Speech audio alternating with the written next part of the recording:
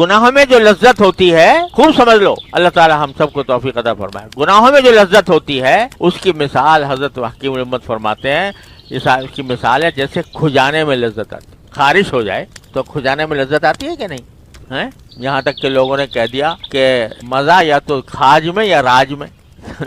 دو چیزوں میں مزہ ہے، ایک کھاج میں ایک راج میں۔ تو اگر جب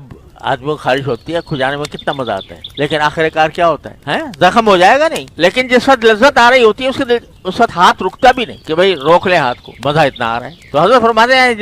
گناہ کی لذت جو ہے وہ خارش کی لذت کے جیسی ہے، خارش کی لذت جیسی، جس کا انجام خراب ہے، لذت تو ہے لیکن خراب ہے، اس کا انجام خراب ہے۔ ایسی گناہ کی خواہش جو ہے، گناہ کی طلب، یہ بھی ایک زبردست لذت محسوس ہوتی ہے گناہ کے اندر، لیکن انجام اس کا خراب آخرت میں تو ہے ہی، یہ تو طے شدہ بات ہے، گناہ کا انجام آخرت میں خراب ہے، یہ تو بالکل طے شدہ ہے، اس میں کوئی شک و شبے کی گنجائش نہیں ہے، اور کوئی استثناء نہیں ہے الا یہ کہ اللہ تعالیٰ کسی پر رحم فرما دے۔ لیکن دنیا کے اندر بھی یہ گناہ کی لذت بالآخر ایک ظلمت پیدا کرتی ہے۔ مجلس میں بیٹھے ہیں،